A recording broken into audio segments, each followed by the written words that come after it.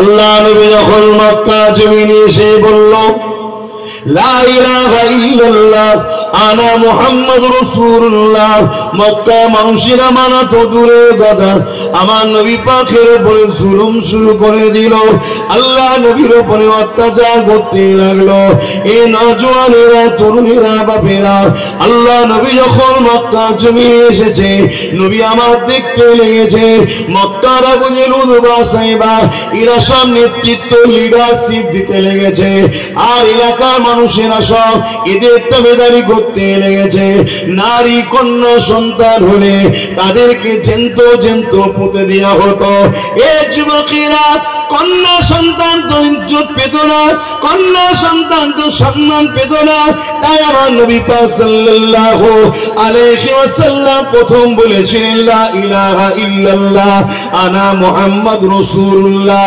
দ্বিতীয় নম্বর নবী আমার দাওয়াত দিয়েছিলেন, এ মানুষেরা নারী হত্যা বন্ধ করো।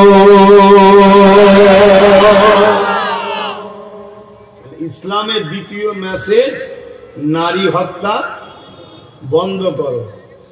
আজকে যারা ইসলামের বিরোধী করছে, খেয়াল করে দেখো, দেখো তাদের ক্যারেক্টার দেখো, তাদের লাইফ স্টাইল দেখো, তাদের চরিত্র দেখো। হয় পরিবারের উপর জুলুম করে, আর নয় মাকে বৃদ্ধাশ্রমে রেখে এসছে, আর না হয় দেখো পরিবার থাকার পরও রাত্রিরে, আর বেশি বলছি না, শুনছেন না শোনেন না, আমার কথাই খারাপ লাগছে। যারা ইসলামের বিরোধী করছে সেই জালিমদের চেহারা দেখানো দরকার আছে না? না, দেখো আমেরিকা ইসলামের বিরোধী করেছিল, আজও করছে। সেই আমেরিকায় প্রতি 1 মিনিটে একটা নারী খুন হচ্ছে ধর্ষিতা হয়ে। আমেরিকার ডব্লিউ বুশ বলেছিল আমার আমেরিকায় ইসলাম রাখবো না। আল্লাহ বললেন আমেরিকায় থাকবে কি থাকবে না তুই ফয়সালা করার কেউ নয়, আমি ফয়সালা করব। তা তোর কন্যাকেই যা ইসলাম কবুল করিয়ে হাফেজে কোরআন বানিয়ে দিলাম। জোরে বলুন সুবহানাল্লাহ। আপনারা জানেন তো নাকি বুশের কোনো পুত্র সন্তান ছিল না, কন্যা সন্তান ছিল, একটাই তো সন্তান। আমাদেরও যখন 1.5খানা, কথা বুঝছেন, একটাই সন্তান। তো সে কি করেছে, মুসলমানও হয়েছে, আবার ইসলাম কবুল করেছে, আবার কি হয়েছে, হাফেজে কোরআনও হয়েছে। তুই ইসলামকে সরাচ্ছি আমেরিকা থেকে, তোর ঘরে ইসলাম রয়েছে, এবার কি করবি কর। আমার আল্লাহর পাওয়ার দেখছেন তো নাকি? হ্যাঁ, সেই আমেরিকা আজকে ইউরোপ দুনিয়া তাদের ডাটা, তাদের, আমার নয়, তারা বলছে, আমেরিকা বলুন, ফ্রান্স বলুন, ইউরোপ দুনিয়াতে এত দ্রুত মানুষ ইসলাম কবুল করছে, তারা বলছে 2040-এ ইউরোপ দুনিয়া হবে ইসলাম সংখ্যা গুরু। জোরে বলুন সুবহানাল্লাহ। কেন ভাই? আমরা তো শুনি আমার দেশে একদল রাজা ছিল নাকি, তারা জোর জবরদস্তি সব মুসলমান করেছে। তো আমেরিকার রাজা কারা এখন? মুসলমান। কথা বলছে না তো, তাহলে ইসলাম বাড়ছে কেন? ইসলাম লাঠির দ্বারা, তরোয়ালের দ্বারা, বোমের দ্বারা, AK-47 দ্বারা হয়নি, আর হবেও না। ইসলাম জুলুমকে মিটাবার নাম, জুলুম করার নাম নয়। আজ আমেরিকা বলুন, ফ্রান্স বলুন, ব্রিটেন বলুন, তারা ইসলামের ছায়াতলে শান্তি পাচ্ছে, বাঁচার রাস্তা পাচ্ছে, তাই ছুটছে। 16 বছর 17 বছরের কন্যাগুলো, আমেরিকার বেটিগুলো, তারা তাদের ইজ্জত আবরু নিজের বাপের হাত থেকে বাঁচাতে পারছে না, তাই তারা ইজ্জত বাঁচাবার রাস্তা পেয়েছে ইসলামে, তাই তারা ছুটছে দলে দলে ইসলামের দিকে। জোরে বলুন সুবহানাল্লাহ। কথা শুনছেন না শোনেন? এজন্য মাথা খারাপ হয়ে গেছে, সব দোকান বন্ধ হয়ে যাবে তো। কিন্তু বাপ, সত্যকে কখনো দাবিয়ে রাখা যায়? খুশবুকে যত ঘাটবে কি হবে, তা ইসলামের পিছনে যত লাগবে কি হবে, তা আমি চাই আরো লাগ। কিন্তু আমাদের ঘরে কেউ যদি টার্গেট করে, আমাদের পতন অনিবার্য। কেন আমাদের কাছে সেই ম্যাগনেট পাওয়ার নেই যে পাওয়ার দ্বারা সাহাবারা বদরে 313 জনকেও জিতেছিল, যে পাওয়ারে সিদ্দিক আকবর 90,000-এর বিরুদ্ধে জিতেছিল, যে পাওয়ারে আমার মঈনুদ্দিন আজমিরি একা পুরো জালিমদের মোকাবেলায় জিতেছিল। ওই পাওয়ারটা হলো নবীর প্রেম ও আদব ঈমান, যেটা আমাদের কাছে খুব দুর্বল। হ্যাঁ, যদি আমাদের যুবকরা রোডটাকে একটু ঘুরিয়ে মেন রোডে যোগাযোগটা লাগিয়ে দেয়, এখনই পাওয়ার বেড়ে যাবে। আর পাওয়ার যদি বেড়ে যায়, আজকে চিঙ্গিস খান ও পতন হবে। আমরা ছিলাম, আছি, থাকবো। জোরে বলুন সুবহানাল্লাহ। বাবেরা, নওজওয়ানেরা, তরুণেরা, আমার নবীর উপরে আবু জেহেল অনেক অত্যাচার জুলুম করেছে। এ যুবকেরা, তরুণেরা, বাবেরা কেন অত্যাচার করেছিল? আবু জেহেল গরিবদেরকে লুটার পক্ষে ছিল, আমার নবী গরিবদেরকে সাহায্য করার পক্ষে ছিল। আবু জেহেল নারীদের দেহ শোষণ করার পক্ষে ছিল, আল্লাহ নবী নারীদেরকে বাঁচাবার অধিকার দিবার পক্ষে ছিল। আবু জেহেল এতিমদের বিরুদ্ধে ছিল, আল্লাহ নবী এতিমদেরকে বাঁচাবার পক্ষে ছিল। আবু জেহেল জুলুমের পক্ষে ছিল, আমার নবী ইনসাফের পক্ষে ছিল। আবু জেহেল মানবতার বিরুদ্ধে ছিল, আমার নবী মানবতার পক্ষে ছিল। এ নওজওয়ানেরা, তরুণীরা, বাবেরা, এই আবু জেহেল আমার নবীর বিরুদ্ধে লেগেছে। আজও যারা ইসলামকে টার্গেট করছে, আজও যারা মাদ্রাসার বিরোধী করছে, আজও যারা কোরআনের বিরোধী করছে, আজও যারা রাসূলুল্লাহর বিরোধী করছে, এ নওজওয়ানেরা এদেরকে টার্গেট করে দেখেন। হয় এরা চরিত্রহীন, না হয় জালিম, না হয় অত্যাচারী, না হয় খুনি, না হয় দাঙ্গাবাজ। এদের কেউ একজন ভালো পাবেন না। যারা ইসলামের বিরোধী করছে তাদের মধ্যে অবশ্যই ক্যারেক্টারের সমস্যা আছে। কেননা আবু জেহেল যেমন বিরোধী করেছিল, আজও যারা ইসলামের বিরোধী করছে, নিঃসন্দেহে তারা আজকের দিনের আবু জেহেল। কোন সন্দেহ আপনাদের আছে? আপনি মিলান না, গায়ের জোর দেখিয়ে তো কথা বলছি না, আপনি মিলিয়ে দেখুন আমার কথাগুলোকে, ট্রাই করুন।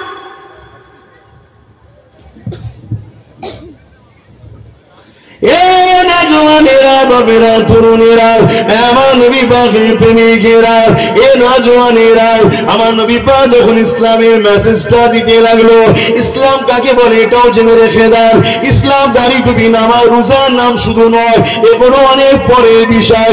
ইসলামের প্রথম মেসেজ হলো লা ইলাহা ইল্লাল্লাহ মুহাম্মাদুর রাসূলুল্লাহ। দ্বিতীয় নম্বর হলো, অর্থাৎ আপনি এটা যখন বিশ্বাস করলেন, আপনি স্কুলে ভর্তি হয়ে গেলেন, আপনি চাকরিতে জয়েন হয়ে গেলেন, এবারে আপনার ডিউটি কি? আপনার প্রথম ডিউটি হলো আপনি মানুষ, অন্য মানুষকে ভালোবাসবেন, আপনি মানুষ ক্ষুধার্ত পেলে তাকে খানা খাওয়াবেন। এই যুবকেরা, ইসলাম তো গরিবকে খানা খাওয়াবেন না, ইসলাম তো বস্ত্রহীনকে বস্ত্র দিবেন না, ইসলাম তো অন্নহীনকে অন্ন দিবেন না, ইসলাম তো অসহায়কে আশ্রয় দিবেন না, ইসলাম তো মানুষকে সাহায্য করেন না, ইসলাম তো পিপাসিত মানুষের পিপাসা মিটাবেন না, ইসলাম তো সাম্যের না, ইসলাম তো ইনসানিয়াতের না, ইসলাম তো মানব বন্ধনের না, ইসলাম তো প্রেমের না, ইসলাম তো সম্প্রীতির না, ইসলাম তো ঐক্যের না, ইসলাম তো দেশের সার্বভৌমত্বকে নিরাপদে রাখার নাম হলো ইসলাম।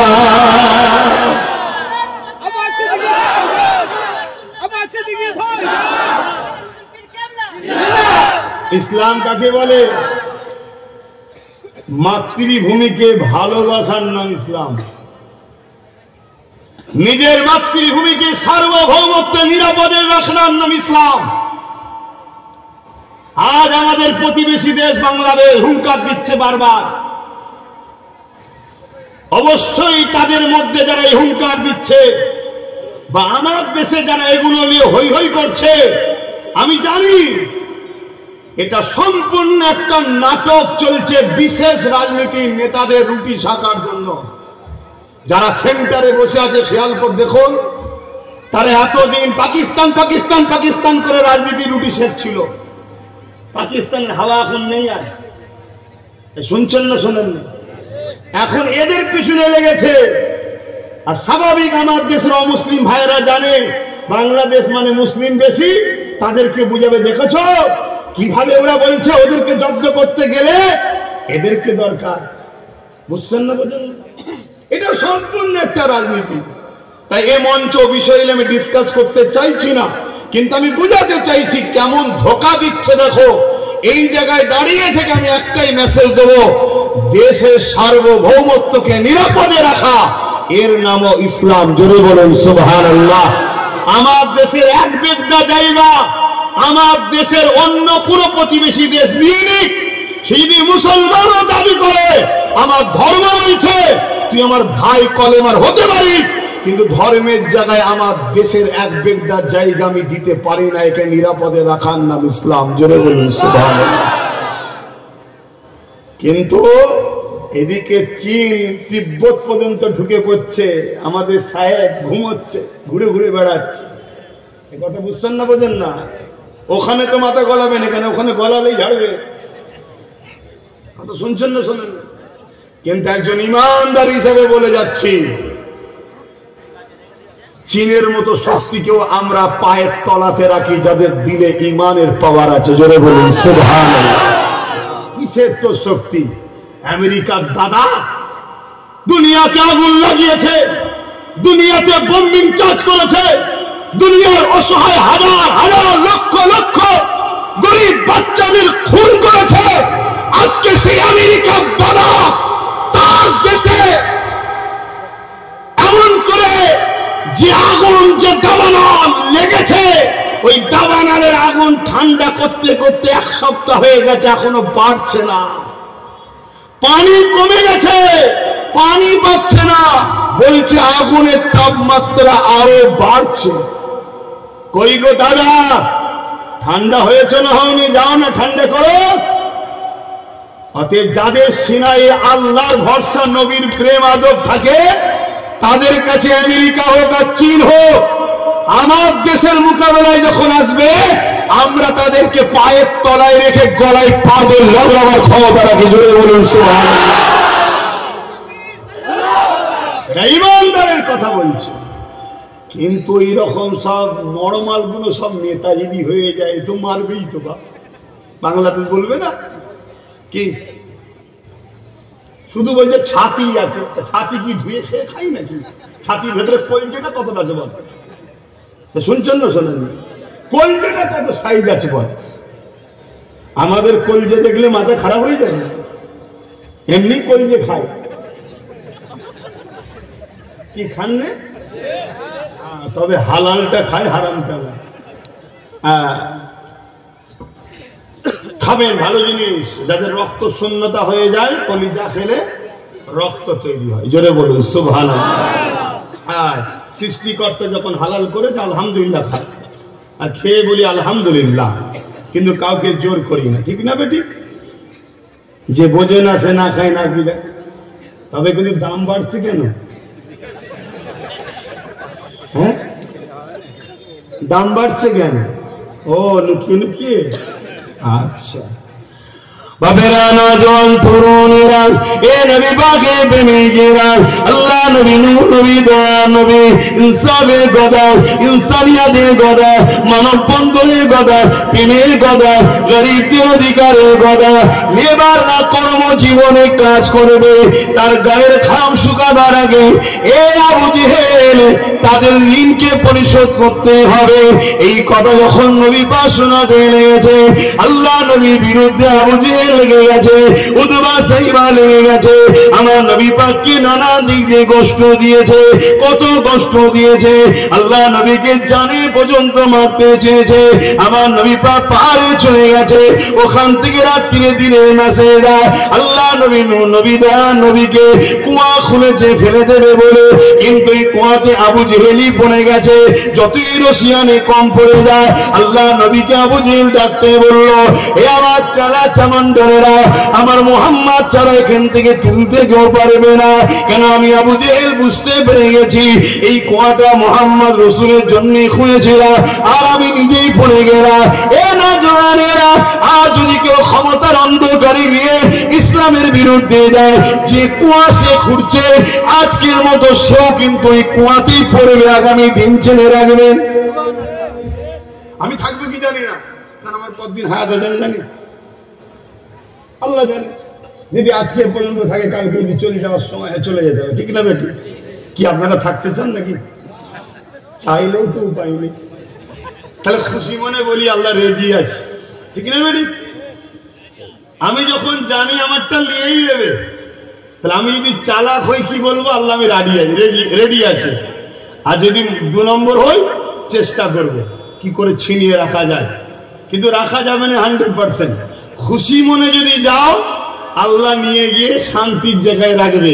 আর লাভালাভি যদি করো নিয়ে গিয়ে, বুঝতে পারছেন তো নাকি? কিন্তু আল্লাহ খারে সবাই তো চলে যাবেন, অনেকে থাকবে। দেখবে রাসূলের বিরুদ্ধে কুয়া করেছিল আবু জেহেল, নিজে পড়েছে। আজকেও যারা নবীর দ্বীনের বিরুদ্ধে কুয়া খুঁড়ছে, তারা নিজেরাই ওই কুয়ায় পড়বে। পড়বে না? পড়বে না? মণিপুর 12টা ঘর মুসলমানের মনে করে ধরিয়ে দিয়েছে, খবর পেয়েছে মুসলমানের নয়। কি হলো বুঝতে পারছেন না? আমার দেশে আরেক জায়গায় মুসলমান ছেলে মনে করে দাম করে গুলি করেছে, মেরেছে, দেখছে মুসলমান নয়, তারই ধর্মগুরুর ঘরের ছেলে। শুনছেন না? শুনেন? আজকে সব চিল্লাচ্ছে না, অস্ত্র রাখো, অস্ত্র রাখো, সবজি কাটার দরকার হয় রাখো, বলছে না? বলছে না? বলেন। আমিও তো বলছি বেশি করে রাখ। কেন? কালকে ঘোরাঘড়িতে লেগে যাবে, বুঝতে পারছেন না? পারেন না? হ্যাঁ, বাঁশ খুব ভালো জিনিস, কিন্তু আর একটা খারাপ অভ্যেস আছে বাঁশের। কথা মাথায় ঢুকছে না? ঢোকে নেই? আমার কথা কি কষ্ট পেচ্ছেন নাকি আপনারা? তাহলে বলুন, পেলেন দুটো কথা বলে চলে যায়। ভাই চুপ থাকলে অনেকে মনে করে দুর্বল, না, প্রেমের খাতিরেও চুপ থাকতে হয়। আমরা প্রেমের খাতিরে চুপ আছি কেন? দড়ি তো একটা, দুদিক দিয়ে টানলে বীজখানে ছিঁড়ে যাবে, ঠিক না বেটি? তাই দড়িটাকে বাঁচাবার জন্য চুপ আছি। দড়িটার নাম হলো ভারতবর্ষ। শুনছেন না? শোনেন? প্রেমের খাতিরে চুপ আছি, কিন্তু এরপরও একটু তো বুঝাতে লাগে না? একটু তো বুঝাতে লাগে যে সামনে দিকে যে টানছে সেও যদি প্রেমের খাতিরে একটু বোঝে, তাই একটু বুঝাচ্ছি যে যাদের পাল্লাই পরে টানাটানি করছিস, সারাদিন পরে যে দেখবি 200 টাকা রোজ, আর যাদের জন্য করছিস তাদের ছেলেরা যে দেখবি যা বিদেশে সব পড়াশোনা করছে, কোটি কোটি টাকার গাড়ি বাড়ি চেপে বেড়াচ্ছে। তোর কি হলো? সারাক্ষণ তো মসজিদের সামনে নাচলি, দিনের শেষে তোকে কি বললো? কলা খা। তার মানে তোকে বাঁদর বলছে। তুই কি পেলি বল? কলা। ঠিক না বেটি? আরে এটাকে কি বলে? কলা বলো তো। আবার এয়ারপোর্টেও দেখায় কি বলে? ওয়েল না, ঠিক আছে না, কি বলে, তাই না? সারাদিন তো কারো পাল্লাই পরে আমার ভাই হয়ে আমার সঙ্গে ঝগড়া করে ফেললি, আমার মসজিদের সামনে নাচানাচি হুড়োহুড়ি করে ফেললি। তুই দিনের শেষে পেলি কি বল? তোকে আমি ভাই হিসাবে জিজ্ঞেস করছি কি পেয়েছিস? বলছে কলা। মানে কিছু পাইনি, তাই তো নাকি? তাকেই তো কলা বলা হয়। কিন্তু যাদের জন্য নাচানাচি করলি তাদের খোঁজ নিয়েছি। এসেছিল 1 কোটি টাকায়, এখন 1 লক্ষ কোটির মালিক হয়ে গেছে। এসেছিল 2 কোটি টাকায়, এখন 200 লক্ষ কোটি টাকার মালিক হয়ে গেছে। তুই কি পেলি? আর তোর আমার বিছখানে ফিকশন লাগিয়ে দেশটাকে শেষ করে দিচ্ছে, হুঁশ নাই? যার পছন্দ তার কাছে থাকো, কিন্তু আমার ইসলাম আমার পছন্দ, আমার ভালোবাসা আমার ইসলামের বিরুদ্ধে কেউ আঘাত দেবে, এটা আমি কখনো মেনে নিতে পারি না। কারণ ইসলাম ইনসানিয়াতের না। ইসলাম আছে বলে আমি আমার মাকে ভালোবাসি, আমি আমার বাপকে ভালোবাসি। ইসলাম যেখানে নাই, কোটি কোটি টাকার মালিক হতে পারে, মা বাপ কোনো বৃদ্ধাশ্রমে পড়ে আছে, ঠিক না বেটি?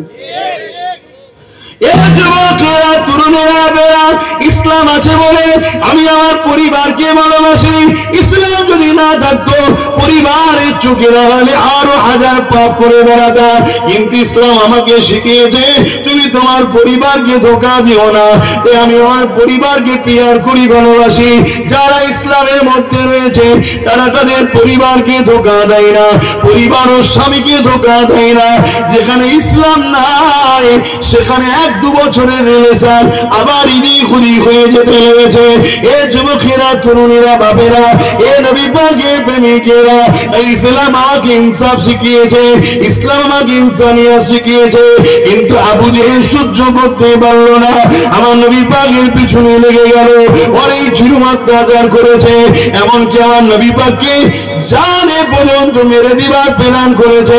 একদিন আবু জেহেলের কাছে কেউ খবর দিল, এ আবু জেহেল, মুহাম্মদ ওই সিপারে চলে, মুহাম্মদ রাসূল ওই সিপার ক্ষমতা নিয়ে চলে।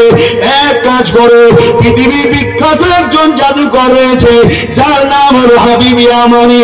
দেখুন ফিরাউন জাদুকর এনেছিল, এ যুবকেরা আবু জেহেল জাদুকর এনেছে। আর আমার হিন্দুস্তানের বাদশা গরিবে নওয়াজের বিরুদ্ধে জালিম রাজাও জাদুকর এনেছিল। কেমন মিল দেখছেন চ্যালেঞ্জগুলো? শুনছেন তো নাকি? দুটো দল রে বাবা, যুগে যুগে আছে। ধারাবাহিকতা ভাবে শয়তানও আছে, ধারাবাহিকতা ভাবে রহমানের পক্ষ লোক আছে। এ থাকবে। আবু জেহেলের কাছে খবর এলো যে একজন জাদুকর আছে যার নাম হলো হাবিব ইয়ামানি, পৃথিবীর বিখ্যাত জাদুকর। তাকে নিয়ে এসে মুহাম্মদ রাসূলকে পরাজিত করো। আবু জেহেল উঠে পড়ে লেগেছে। কেন? আবু জেহেলের সাথে যারা থাকতো সব একটা একটা করে আমার নবী দিকে চলে এসছে। তো এতে আবু জেহেল বড় টেনশনে পড়েছে। হাবিব ইয়ামানিকে নিয়ে এলো, ভালো মন্দ খাওয়া দাওয়া হলো। আবু জেহেলের আত্মবিশ্বাস আজকে মুহাম্মদ রাসূল হারবে, তাই চেলা চামটা লোকজন অনেক জড়ো করেছে, জড়ো করে নিয়ে যাচ্ছে আমার নবীকে অপমান করবে বলে। অথচ আল্লাহ নবী যাব কুবাইস পাহাড়ে দাঁড়িয়ে আর চাঁদনি রাত্রিরে আল্লাহ নবী খোঁড়াখুড়ি করতেছিল। এই যুবকেরা, তরুণেরা, বাপেরা, আমার নবীকে লিডার বলে মানো, আমার নবীকে রাসূল বলে মানো, আমার নবীকে সিনার মধ্যে জায়গা দাও, আমার নবীর নেতৃত্ব মেনে চলো। পৃথিবীর কোন শক্তি না তোমাকে মিটিয়ে দিতে পারবে। কোন প্রয়োজন নাই তোমার হাতে অস্ত্র, কোন প্রয়োজন নাই তাদের তোমার হাতে আগ্নেয় অস্ত্র, কোন প্রয়োজন নাই বোম বন্দুকে। শুধু হৃদয়টাকে, দিলটাকে আল্লাহ নবীর গোলামি করে দাও। মনে রাখবে পৃথিবীর কোন শক্তি না তোমাকে মিটিয়ে দিতে পারবে। এ যুবকেরা, আল্লাহ নবী ওই আবু কুবাইস পাহাড়ে ধারে হাঁটাহাঁটি করতেছে। চাঁদনি রাত, পুরো গোল চাঁদ উঠেছে। এদিকে হাবিব ইয়ামানিকে নিয়ে আবু জেহেল আমার নবী পাকের কাছে গেল। আল্লাহ নবীকে আবু জেহেল বলতে লাগলো, এ মুহাম্মদ সাল্লাল্লাহু আলাইহি ওয়াসাল্লাম, এ হাবিব ইয়ামানি ইয়ামান থেকে এসেছে, আপনার সঙ্গে কথা বলবে। আল্লাহ নবী বলতে লাগলেন, কি জানতে চান আপনি? ওই হাবিব ইয়ামানি বলল, আপনি নাকি নবী দাবি করেছে। আল্লাহ নবী বললেন, লা ইলাহা ইল্লাল্লাহ, নেই কোনো মালিক, নেই কোনো ইলাহা, একমাত্র আল্লাহ ছাড়া। আনা মুহাম্মদ রাসূলুল্লাহ, সেই সৃষ্টিকর্তা আমাকে মুহাম্মদ রাসূল করে পাঠিয়েছে মানুষকে সত্য রাস্তা দেখাবে বলে।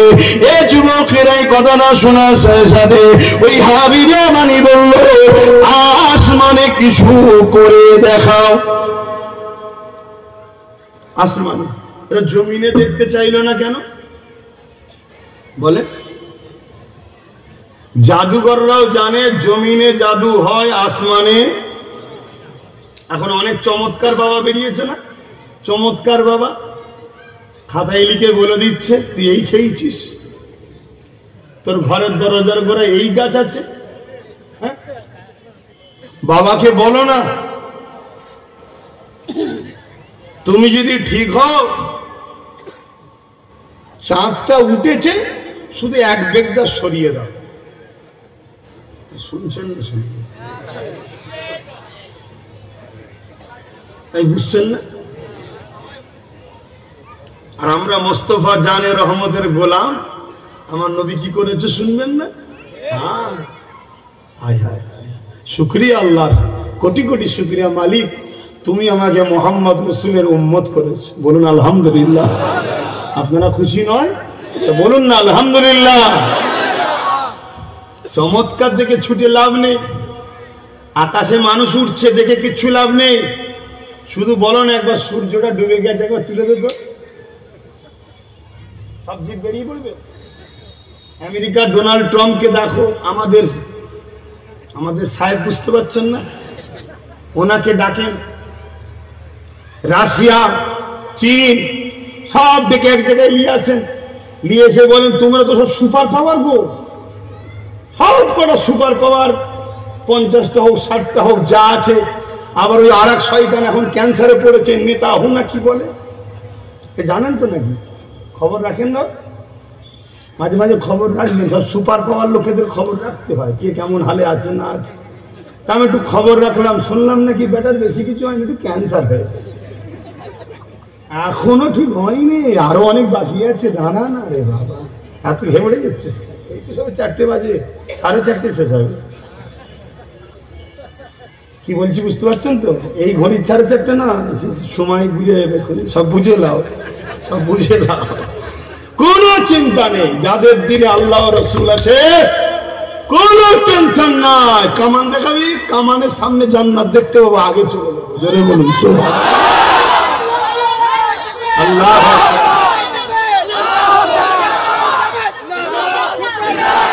রোম, রোম সময় গো, রোম আমার নবীর নাম শুনেছে, মোহাম্মদ রসুল, তার মোকাবেলায় কেউ পাচ্ছে না।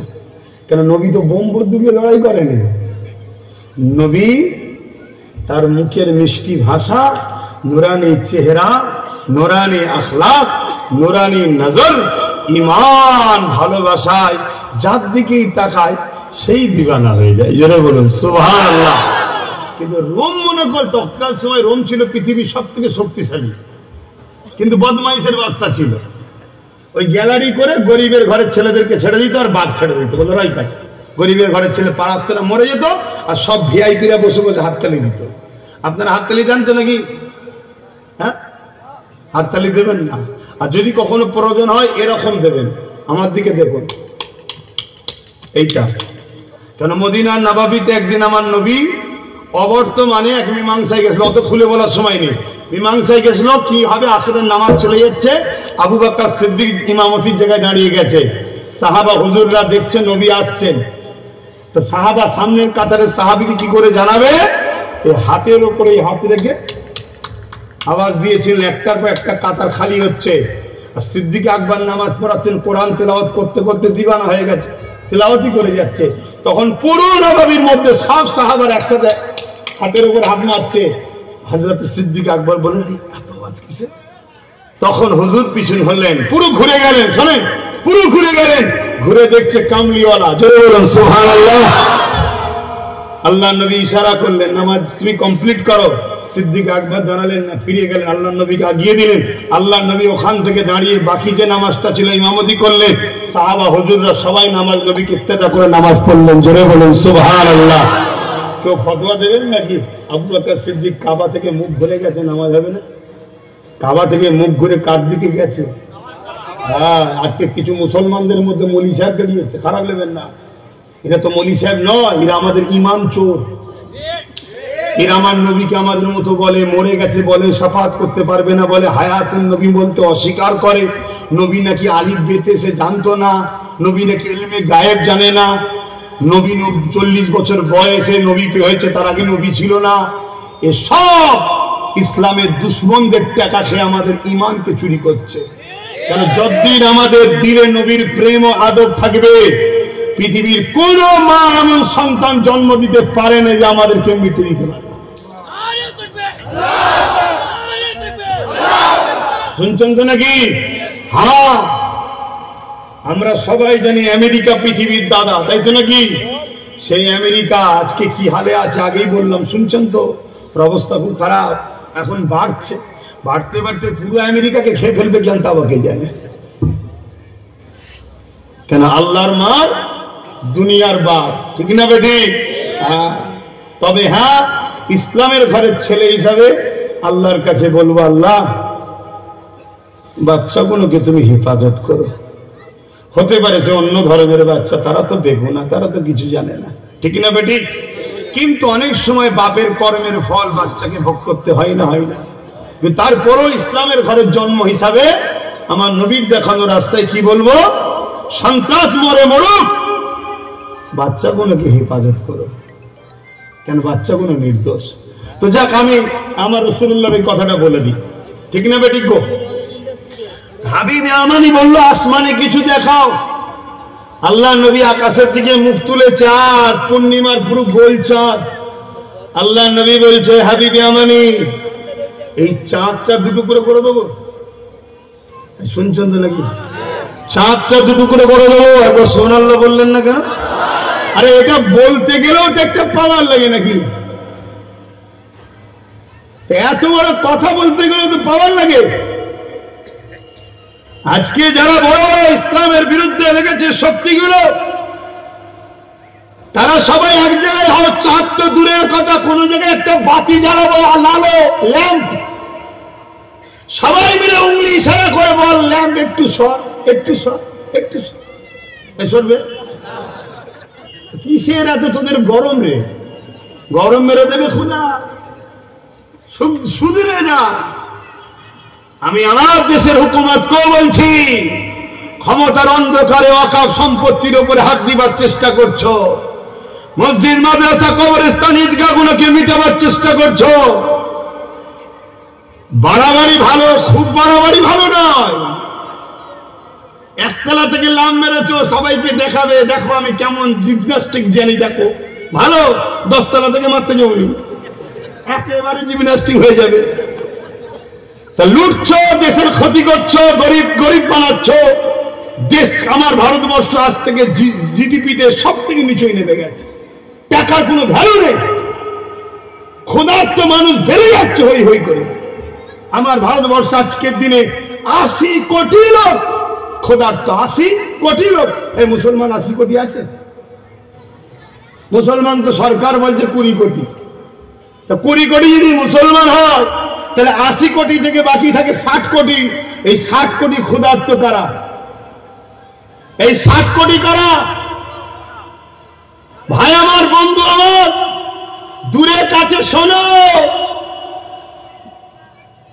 রাগ হয় সতীনের ওপরে, ঠিক আছে, কিন্তু সতীন মারতে গিয়ে নিজে যেন বিধবা হয়ে যাওনি। এই বুঝছেন না? বুঝলেন না? তাহলে সব বেকার হয়ে যাবে। সতীনের উপরে রাগ করতে গিয়ে স্বামীটাকে মেরে ফেলেছে, এবার কি হবে? তা আমাদের উপরে হয়তো অনেকের রাগ হয়, কেন রাগ হয় জানি না, উত্তর পাইনি। তা রাগ করতে গিয়ে আজকে 60 কোটি কি অবস্থা? এখনো সময় আছে, বোঝো। যা ওদিকে আলোচনায় নয়, আমি ফিরে আসি। আল্লাহ নবী ইশারা করলেন, চাঁদ খানার সঙ্গে সঙ্গে দুটুকরো হয়ে যায়। শুধু চাঁদ দুটুকরো হয়েছে তা নয়, এক পালি পাহাড়ের ডান দিকে আর এক পালি পাহাড়ের বাদিকে মধ্যরাত পর্যন্ত দাঁড়িয়ে হয়ে গেছে। হাবিবে আমানি মুখে বল বন্ধ হয়ে গেছে। হাবিবে আমানি বুঝতে পেরে গেছে ইনি কিন্তু জাদুকর নয়, অন্য কিছু জাদুকর নয়। কিন্তু হাবিবে আমানি তখন আমার নবীর হাতে হাতে কলেমা খানা পড়ে রে। এ যুবকেরা, তরুণীরা, বাবেরা, কিন্তু আর একটা বিষয় আপনাদের জানানো দরকার। আমার হিন্দুস্তানের জমিনে কেরলে একটা মসজিদ আছে, মসজিদটার নাম হলো মসজিদে চিরামান।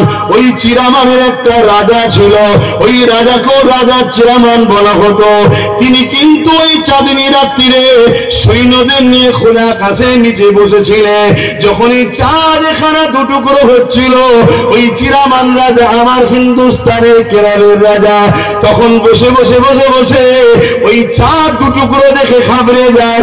কি ব্যাপার, কি হয়েছে? কেননা চাঁদ সবাইকে আলো দেয়, সবাই চাঁদের দুটুকরো দেখে অবাক হয়েছে। চিরামান রাজা ওই তারিখটাকে নোট করেছে। পরে যখন ভারতের জমিনে হযরত মালিক রাদিয়াল্লাহু তাআলা যখন বিজনেসের জন্য আসে কেরলে, ওই সময় মালিক হুজুরকে ওই চিরামান রাজা বলেছিল, ও মালিক, তোমরা তো আসমানি কিতাবের খবর রাখো, বলতে পারে করবে অমুক দিন চাঁদ কেন দুটুকরো হয়েছিল। হযরতে মালিক হুজুর বিস্তারিত ঘটনাখানা শুনিয়েছিলেন। এক জাদুকর এসে আমার দয়ার নবীকে জানতে চেয়েছিল। এই যখন মুজিজা দেখতে চেয়েছিল, নবীদেরকে সৃষ্টিকর্তা সুপার পাওয়ার দেয়, যিনি চাঁদকে সৃষ্টি করেছে তিনারাই নবীদেরকে পাওয়ার তিনি দিয়েছে। এই উংলি ইশারা করেছিল, চাঁদ খানা দুটুকরো হয়ে গিয়েছিল। ওই চিরামান রাজা এই কথা শুনে আমার নবীকে কোথায় পাবে জানতে চায়। বিজনেস ভুলে গেল। হযরতে মালিক হুজুরের কাছে খবর পেয়ে এমন করে কেরানের পরে আরব সাগর পরে সাগর পাড়ি দিয়ে মক্কা জমিনে গিয়ে আমার নবী নূরে হাতে হাত দিয়ে ইমানের কলেমা পড়ে মুসলমান হয়ে যায়। আরো জোরে বলুন সুবহান। জোর করে ইসলাম আসেনি, কিন্তু জোর করে আমার মসজিদ মাদ্রাসা দখল হচ্ছে এটা দেখা যাচ্ছে। জোর করে ইসলাম আসেনি, জোর করে মুসলিম বয়স্ক বাপেদের ঘর হত্যা করা হচ্ছে এটা কিন্তু দেখা যাচ্ছে। ঠিক না বেঠিক গো? লোক তো বলছে ইতিহাসে আছে, ইতিহাসটা কই? লিখেছে কে? যে লিখেছে যখনকার ইতিহাস বলছে তখন থেকে 300 বছর পরে তার জন্ম হয়েছে, সেই ইতিহাস লিখেছে। সে কি মায়ের পেট থেকে 300 বছর আগে রু থেকে দেখছিল নাকি কি হয়েছে না হয়েছে? কত শুনছেন তো নাকি? আবার যে ইতিহাস লিখছে খবর পাওয়া যায় সেই সে মাঝে মাঝে আবার গিয়ে যাও ভাই। তারা ইতিহাস লিখার সময় গেঁজা খেয়েছিল না তো?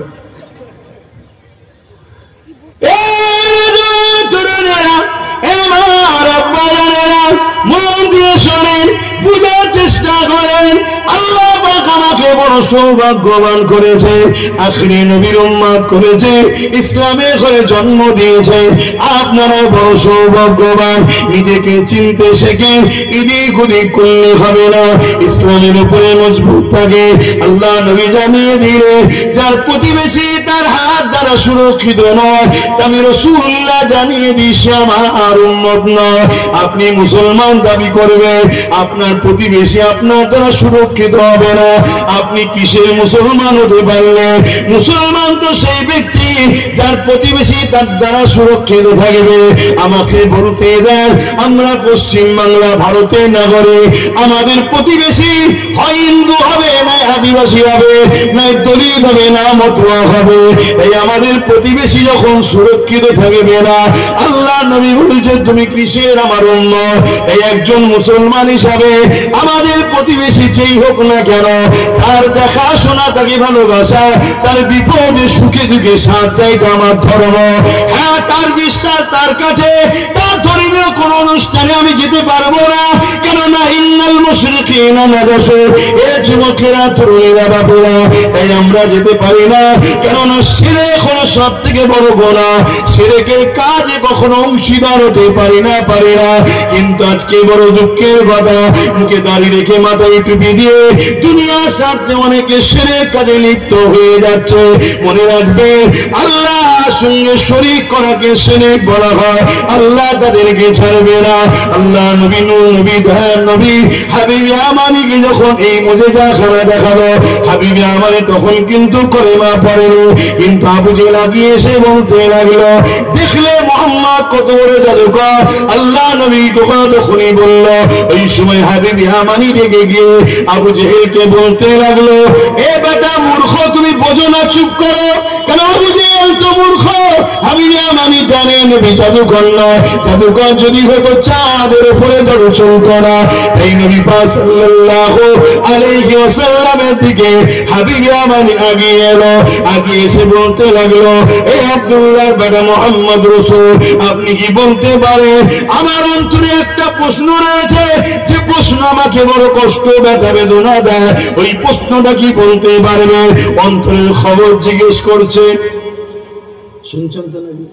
মাইকের আওয়াজে বুঝতে পারছেন তো? অসুবিধা হচ্ছে? অন্তরের খবর জিজ্ঞেস করছে, অন্তরের। হায় হায় হায় হায়, সেদিন অমুসলিমরা জানতো নবী সে হয় যে অন্তরের খবর বলতে পারে। আর আজকের মুফতি বলছে নবী অন্তরের খবর জানে না। তাহলে এই মুফতি না ইসলামের দুশ্মন, বোঝা দরকার আছে না? না, আজকে বড় শায়েখ, বড় হযরত, আর আপনারা তখন ফেসবুক ইউটিউবের বক্তা পছন্দ করেন। সমস্যা তো খুব। হ্যাঁ, তার হাকিকাত কি, সে কোথা থেকে এসেছে, তার কি ক্যারেক্টার, কিছুই জানে না। বললো মিশর থেকে পড়েছে রে, বললো মদিনা থেকে পড়েছে। এর থেকে বড় শিক্ষিত কি আছে? আর তার বক্তব্য কি? নবী নাকি অন্তরের খবর জানে না। আর সেদিনের অমুসলিমরা কি বলছে? নবী যে হবে সে অন্তরের খবর জানবে। তাই প্রশ্ন করেছে, বলতে পারবে তুমি যে নবী দাবি করেছো, আমার হৃদয়ের মধ্যে একটা প্রশ্ন আছে, বলতে পারবে? নবী তো বলতো, এইসব কি প্রশ্ন করছো? নবীরা অন্তরের খবর জানে না, আল্লাহ তো জানবে। এটা নবী বলেছিল নাকি? কথা বলেন। আল্লাহ নবী বলে, হাবিব আমানি রে, তোমার অন্তরে একটা প্রশ্ন আছে যেটা তোমাকে বড় কষ্ট দেয়।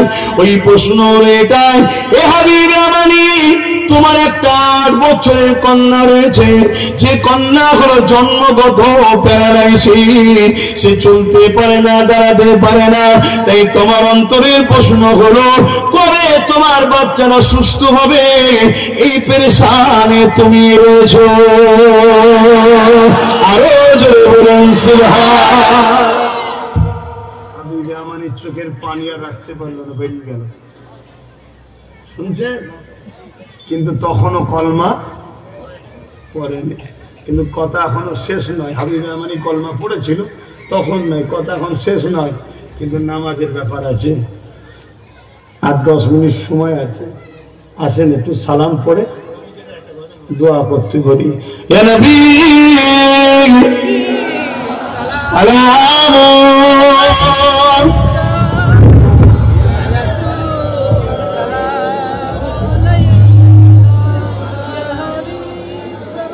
একটু ওই বোনেরটা এইদিকে চলে আসেন, দেখতে খারাপ লাগছে, এদিকে সরে আসেন, এদিকে চলে আসেন। কত শুনতে হয়, কি কথা, দেরি করছে না, তাতে আসেন।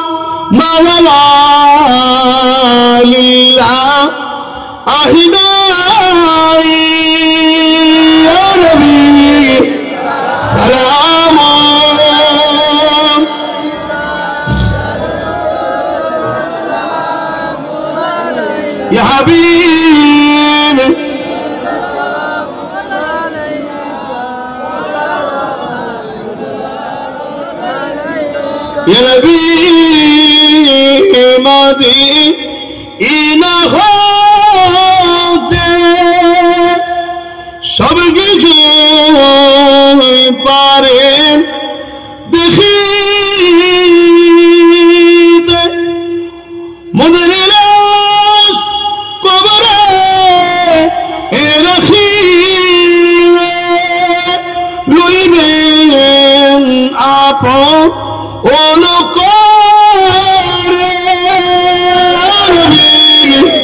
সালাম। ইয়া রাসূল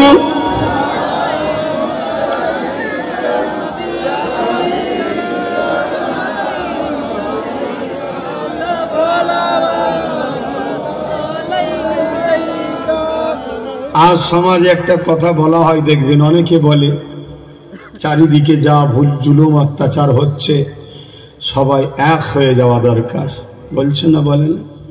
আচ্ছা আপনারা বলুন, এক হওয়া দরকার আছে না? না, এটা সবাই বলো। হ্যাঁ, আমিও বলছি এক হওয়া দরকার। এক হয়ে কি করবেন বলুন? আমি তো বলছি এক হওয়া দরকার, কিন্তু এক হয়ে কি করবেন?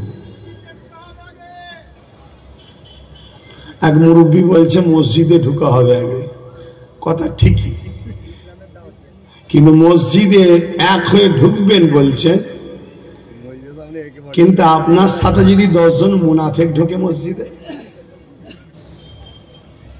কথা কিছু মাথায় ঢুকছে না? ঢুকে না। তো এক তো হতে হবে, তো একের কেন্দ্র বিন্দু কোনটা হবে?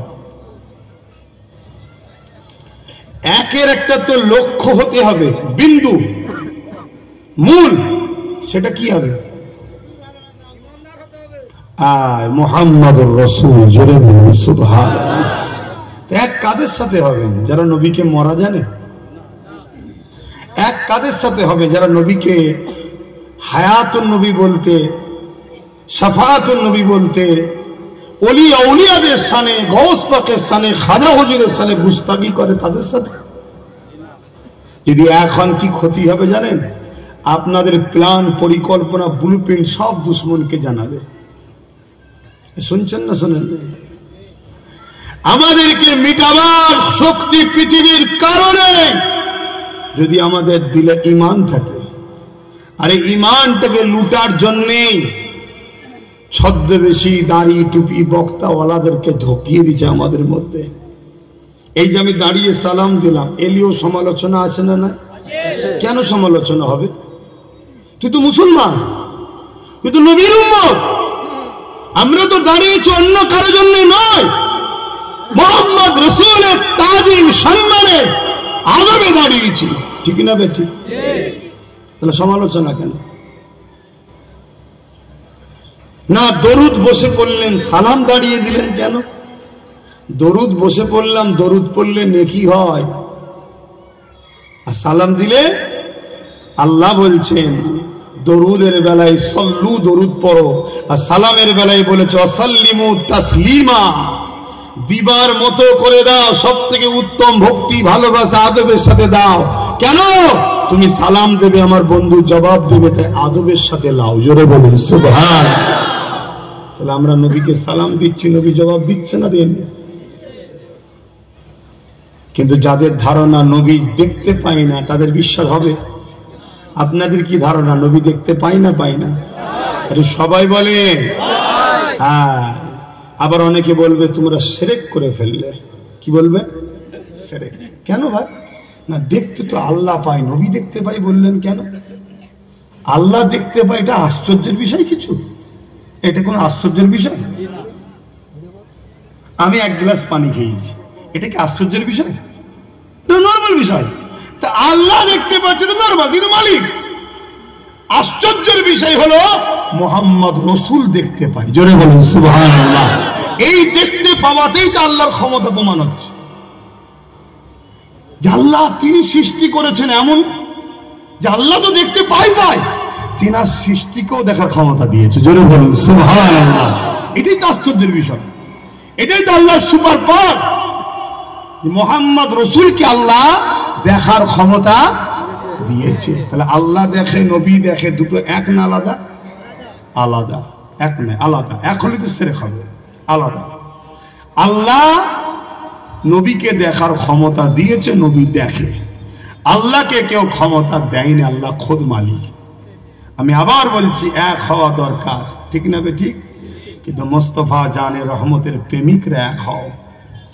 যাদের দিলে বুগজে রাসূল আছে, যাদের দিলে নবী সম্বন্ধে অ্যালার্জি আছে, আদব প্রেমের খাতিরে, তারা শুধুমাত্র আমাদেরকে ধোঁকা দিবার জন্য মুসলমান সেজে আমাদের মধ্যে রয়েছে। এদের পিছনে কোটি কোটি বিলিয়ন ডলার টাকা খরচ করা হচ্ছে, শুধু একটাই কাজ, নামাজের বেলায় আলহামদুলিল্লাহ, রোজার বেলায় আলহামদুলিল্লাহ, হজের বেলায় আলহামদুলিল্লাহ, দাড়ির বেলায় আলহামদুলিল্লাহ, টুপির বেলায় আলহামদুলিল্লাহ, দান খায়রাত আলহামদুলিল্লাহ, সবেতে বলে আলহামদুলিল্লাহ। শুধু মুহাম্মদ রাসূলের প্রেম ও আদব হৃদয় থেকে বার করে নাও। দিদি বলেন কেন? চতুর্দিকে গাছগুলো দেখেন, এই উদাহরণটা দিয়ে বসাচ্ছি। গাছগুলো দেখতে পাচ্ছেন? এই গাছে দেখুন কত ডাল আছে, কত পাতা আছে, দেখছেন না? যদি কেউ এই গাছের ডাল পাতাগুলো কেটে দেয়, গাছটা কি মরে যাবে? ওটা আওয়াজ দিয়ে বলবেন। কেন মরবে না? ওর মূল ঠিক আছে, কিন্তু আরেকজন ডালপালা সব ঠিক রাখলো, মূলটা যে কাটলে দেখা যাবে। গরম পানিতে দিল, ভালোবাসায় আমি গাছের গোড়ায় পানি দিচ্ছি রে, গাছের সেবক পানিতে দিল, বলুন ও গাছটা থাকবে? জীবনের মতো শেষ। এই গাছটা হলো আমরা, এই গাছের ডালপালা যেগুলো বাইরে আছে, নামাজ, রোজা, দাড়ি, টুপি, হজ, যাকাত, দান, খায়রাত, আর মূলটা যেটা গভীরে আছে, হৃদয়ে থাকে মুহাম্মদ রাসূলুল্লাহর প্রেম ও আদর। বলছে ডালপালা রেখে দিয়ে কাটতে গেলে লোক দেখতে পেয়ে যাবে, নামাজের পড়বি না বললে লোক জেনে যাবে। দরদি সেজে ঢুকে গিয়ে গোড়ায় পানি দিয়ে মুহাম্মদ রাসূলকে বার করে দেয়। অর্থাৎ যেমন এই গাছের গোড়া শেষ হয়ে গেলে জীবনের মতো গাছ মরে যাবে, এদের ডালপালা থাকার পরও বেকার, এদের দাড়ি, টুপি, নামাজ থাকার পরও বেকার যদি মূলটাকে কেটে দেওয়া যায়। বুঝাতে পারছি না পারিনি? অতএব যদি বাঁচতে চাও, এই সিনায় মুহাম্মদ রাসূলকে প্রেম করো, আদব করো। শুধু মুখে পড়ে নিলে হয়নি লা ইলাহা ইল্লাল্লাহু মুহাম্মদ রাসূলুল্লাহ। পড়েছেন, গাছ রোপণ হয়েছে, কলেমার বীজ রোপণ হয়ে গেছে। একটা দারাখত, একটা গাছ, একটা প্ল্যান্টকে লাগাতে গেলে শুধু লাগিয়ে দিলে হয় না, ওর জন্য দুটো জিনিস লাগে, একটা মাটি, একটা হলো আবহাওয়া। তাই তো নাকি? আমি বুঝাচ্ছি, বেজার হচ্ছেন নাকি? কি করব দেখুন না, সব দাড়ি চাচা, ক্যান্সার পড়া, নামাজও ঠিকভাবে নেই। এরপরও এদের যদি মূল ঠিক থাকে, কাল বড় হবে, হাজি হবে, নামাজি হবে, আল্লাহওয়ালা হবে, কবরে ঈমান নিয়ে যাবে। জোরে বলুন সুবহানাল্লাহ। কিন্তু যদি